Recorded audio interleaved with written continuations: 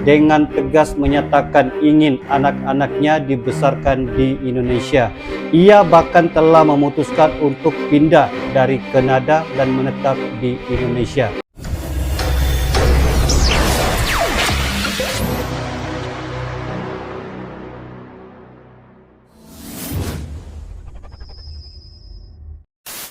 Halo guys, welcome back to my YouTube channel. Assalamualaikum, salam sejahtera dan salam Nusantara semuanya. Oke guys, kali ini saya akan mereact satu lagi video yang membuatkan saya agak tertarik dan juga terinspirasi ya.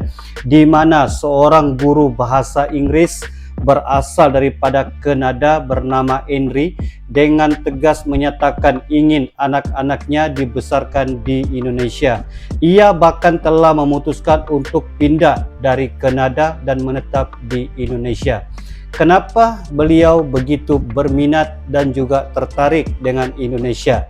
Kalau Anda diberi pilihan, di manakah Anda ingin membesarkan anak-anak Anda? Sama ada di negara asal Anda maupun di negara lain ya. Namun pendirian seorang guru Inggris berasal daripada Kanada ini agak berbeda, dan beliau menegaskan dan memberikan sedikit hujah dan juga pendapat kenapa beliau gemar membesarkan anak-anaknya dan betah terus berada di Indonesia.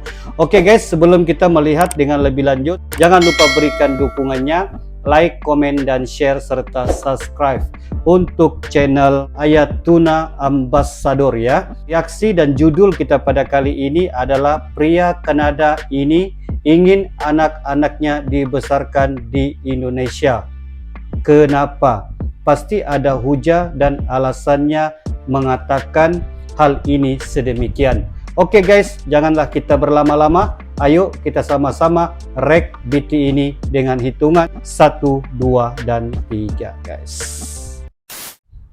It's a real struggle to provide for a comfortable lifestyle for your family. Whereas here in Indonesia, it's still possible for a sole breadwinner to go out, get a job, and still provide a decent standard of living for the family.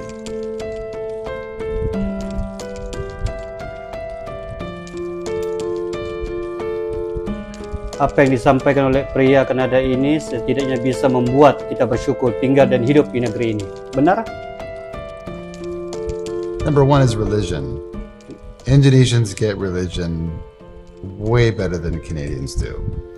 In fact, I'm not even sure if Canadians get religion anymore. I think I read a poll a while ago where the most common answer to the question, "Are you religious?" for Canadians was no. Or what's your religion? The answer that was most common was no religion. And we're talking like 40+%. I could be wrong, but here, people here, they get religion and they're devoted to it. And that's important because it keeps people from going crazy, in my opinion. And to me, Islam is by far the best way to go. I've looked at the other religions too, and Islam makes the most sense. It's the most reasonable. It's the most complete. That's just my opinion. And then I came to that conclusion a long time ago. Ini adalah Henry Hemel, guru bahasa Inggris yang berasa bangga dengan Indonesia. Number two is food. People ask me here, so how's food in Canada? Makanan juga Tell me membuatkan about some beliau Canadian tertarik food. ya. And I have no answer because to me there is no such thing as Canadian food. I mean, we have maple syrup, but that's like what, a condiment? You guys have, rendang, and you have sorry, I've got a bad throat today. Okay. Nasi goreng, gado-gado, and on and on. I mean, we could be here all day just doing food videos. The food here is unbelievable. When I first got to Indonesia, my first night staying here, my wife's family prepared for me this big bowl of rendang, and it was the most amazing food I'd ever eaten at that point in my life. And I was already in my 40s. 40 tahun. Ia memutuskan pindah ke Indonesia sebab ia merasa sulit untuk mewujudkan mimpinya di negara asalnya. Oke, agak menarik ya. Ia mengaku telah lama mengidamkan kehidupan di mana istrinya tidak harus bekerja. Sementara di Kanada hal semacam ini telah lama ditinggalkan, dan di samping itu keadaan juga memaksa suami serta istri harus bekerja dua-dua banting tulang ya guys. The first reason is to live into a dream that I decided to adopt many years ago. I call it the single income family, or the sole breadwinner family. In Canada, that dream died in about 1972, roughly, according to my precise calculations. It's now very common for both parents to go and work in Canada. Both mom and dad, kids, everybody's involved in some kind of activity. So the mom works full-time, the dad works full-time. Not that it was impossible in Canada. I mean, it was doable. We did it, and we kind of just squeaked by. But the expenses became so extreme for things like taxes and accommodation, utilities, transportation, cell phones. It all adds up so quickly that for one income, unless you're making over $100,000 a year, or maybe even now $150,000 a year Canadian. Dia melihat Indonesia sangat cocok untuk mewujudkan mimpi ini, oke? And I just never agreed with that situation. I never thought that was an ideal setup. So when I was thinking about moving from Canada, I decided that Indonesia would make sense. My wife was from there to begin with, and it just seemed possible that I could go there and have an income as a man that would be enough to support my family in a comfortable way. And thanks to God, that actually has been possible. Lebih jauh, Henry berharap kedua anak laki-lakinya bisa tumbuh di Indonesia dan merasakan kesempatan yang dapat selama ini ya.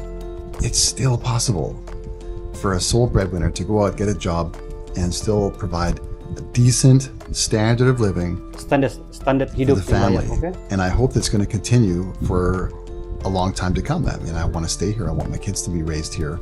I want them to grow up in this country. And I want them to have an opportunity as well. They're both boys, you know what I mean? They're both boys. And I want them to get married and support families. And I want their wives to have a choice, you know, to work or not. If they don't work, it's fine. If they do, it's fine. But they don't have to go. I think that's the key for me, is the situation is the man is obligated to go and work and earn an income, but the woman is not. So the woman can work, okay, fine. But if she wants to stay home, I really think that it's great if she has that choice to be able to stay home. And I think the Indonesian culture supports that dream, that idea.